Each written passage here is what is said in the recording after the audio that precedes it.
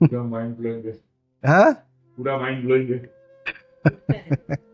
उल्टा नहीं, यही सीधा है। समझो तो जरा, तुम मन के स्वभाव को जानते नहीं हो, बस मैं जान रहा हूं, इतना ही फर्क है तुम्हारे और मेरे में।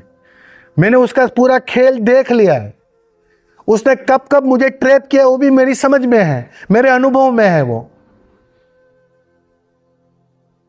तो मैं तुम्हें बता सकता हूं कि भाई यहां खेल करेगा मन, यहां तुम्हें उलझाएगा, यहां पूरी तरह वो तुम्हें रोकेगा।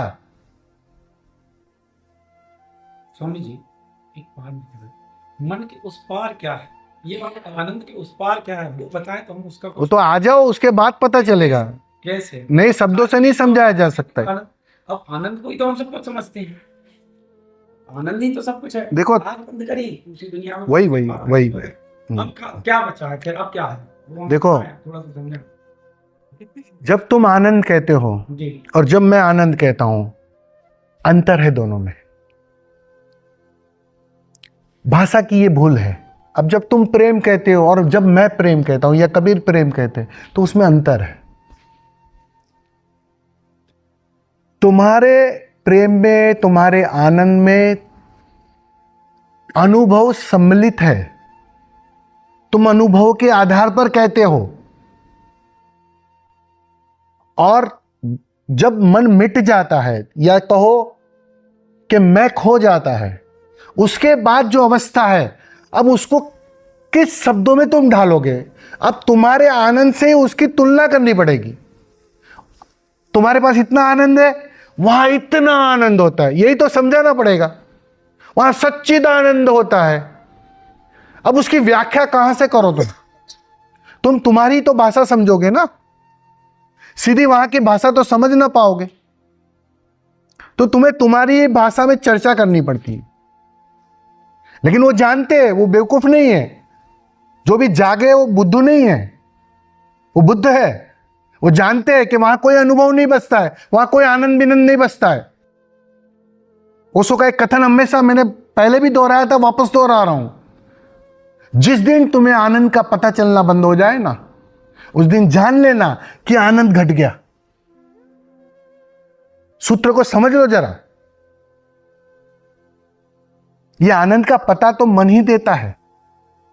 अब तुम्हारा जो आनंद का पता आ रहा है ना, वो मन से ही आ रहा है। तो मन से मिश्रित है तुम्हारा आनंद। और जब बुद्ध कहते हैं आनंद, या कबीर कहते हैं प्रेम, वो अलग अवस्था है। वो एक अद्वैत की अवस्था है जहां दो न बचे। अब भाषा की अपनी भूल है। तुम काम के प्रेम को भी प्रेम कहते हो, तुम हृदय के प्रेम को भी प्रेम कहते हो, और बिल्कुल कबीर के अद्वैत अवस्था वाले प्रेम को भी प्रेम कहते हो। अब भाषा में शब्द लाए तो लाए कहां से? नए शब्द लाए कहां से? बुद्ध भी, उनको इसी भाषा का, इसी शब्द को उसका उपयोग करना पड़ता है। इसलिए जब कबीर कहते हैं प्रेम, तुम जिस तल पे हो ना, उस तल का प्रेम समझ लेते हो। ओशो जब आनंद की बात करते हैं, तुम अपने वाला आनंद समझ लेते हो, जो तुम्हारे अनुभव से मेल खाता हो, जो तुमने अभी अभी जाना हो, जिसका तुमने स्वाद लिया हो, तुम उससे तुलना कर लेते हो। उसकी बात ही नहीं कर रहे वो तो उस पार जहां कोई अनुभव शेष न बचे, उस आनंद की बात कर रहे हैं, उस उत्सव की बात कर रहे हैं। अब उत्सव कहूंगा तो तुम्हें यही लगेगा नाचने का नाम उत्सव है। और कोई ख्याल आएगा? आएगा? सच में ईमानदारी से बताना। हाँ, उत्सव कहूंगा तो एक ही बात ख्याल आएगा, थोड़ा झूमना पड़ेगा, मस्त होना पड़ेगा, नाचना पड़ेगा, मतलब उत्सव। 24 घंटे नाचते ही है। वो बैठे भी है तो भी नाच जारी है जी। ऐसा होता है कभी कभी कि अपन बैठे तब नाच जारी रहता है। हाँ, तो बस वो उसकी झलकियां मिल रही है, मतलब ये तो होता है, वो तो झलकियां मिल रही है, मतलब। तो बस वो भाषा को थोड़ा समझ लो। कईयों बार दिख रहा है। हाँ तो बस, हाँ तो नाच रहे हैं। जब कोई जागा हुआ उत्सव की चर्चा करे, तो वो उत्सव उसी उत्सव की चर्चा कर रहे कि जहां 24 घंटे नाच जारी रहे। ना हाथ का उपयोग करना पड़े, ना पैर का उपयोग करना पड़े, ना संगीत का उपयोग करना पड़ा है। तुमने सुना है ना एक कहावत कि धनुर्धारी जब कुशल हो जाता है ना तो अपना धनुष तोड़ देता है। सुनिए ये बात। मेरे सारे सितार वादक जब कुशल हो जाता है ना तो सितार तोड़ देता है। यही उसका लक्षण है कि अब साधन की आवश्यकता नहीं है। अनकंडीशनल, बिना साधन के वो मस्ती जारी रहे, वो संगीत जारी रहे, वो निशब्द की धुन जारी रहे। तुम बोलोगे तो तुम्हारा मौन खंडित नहीं होगा, वो अवस्था आ जाएगी।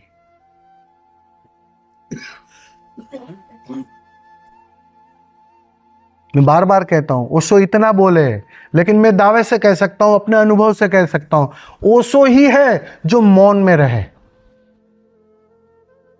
तुम कितना ही चुप हो जाओ,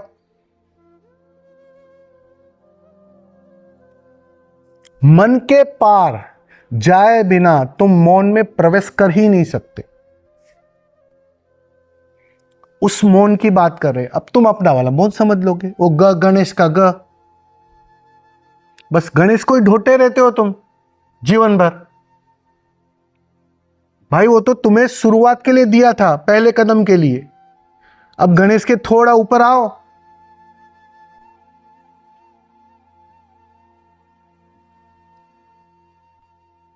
तो शब्दों की अपनी विडंबना है, एक लिमिटेशन है।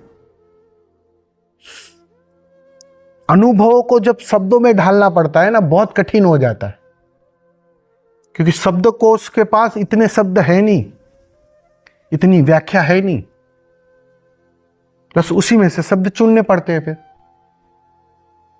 अब उस एक्सट्रीम को कैसे समझा? अब देखो ओशो ने बहुत अच्छी तरह समझाया। संभोग के एक क्षण में जो तुम आनंद लेते हो ना, जो तुम अनुभव लेते हो ना, बुद्ध 24 घंटे उस अनुभव को जीते हैं। अब तो वो थोड़ी समझ में आती है तुम्हें बात, क्योंकि संभोग का हम सबका अनुभव है। अच्छा, संभोग में इतना आनंद है, संभोग के उस एक पल में होता क्या है? तुम निर्विचार हो जाते हो, तुम अहंकार शून्य हो जाते हो, तुम सारी कंडीशनों के पार चले जाते हो, तुम एक पल के लिए अद्वैत में छलांग लगा जाते हो, प्रेमी से एक हो जाते हो, प्रेमी भी बचता नहीं है। लेकिन वो एक क्षण की झलक होती है, फिर लौट आते हो।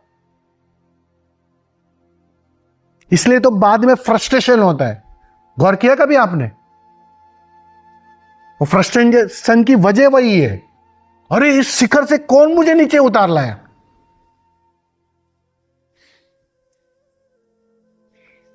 तो सोचो, अभी ओशो के पास भी वाणी नहीं थी, तो उन्होंने सिंपल सी भाषा में समझाया, तुम्हारी भाषा में समझाया कि भाई वो तुम एक पल जो आनंद ले रहे हो ना, उसी आनंद को जी रहे 24 घंटे बुद्ध जागे हुए। ये थोड़ी समझ में आती है बात, लेकिन उस आनंद से भी लेना देना नहीं है। अब उसकी विडंबना समझो। तुम पूछ रहे हो कैसा है, लेकिन क्या करे? इसलिए तो कहते हैं ना कि जो जान लेता है वो कह नहीं पाता है, शब्द कम पड़ जाते हैं, चुप हो जाता है। वो कहे तो कहे कैसे? वो तो तुम जिस दिन उस मन के पार जाओगे ना, तुम भी समझ लोगे, और फिर तुम भी गूंगे हो जाओगे, तुम भी कह नहीं पाओगे, जता ना पाओ, इर्द गिर्द की बातें कर लोगे, लेकिन सटीक उस अनुभव को समझा ना पाओगे। ये हर एक के साथ यही हुआ।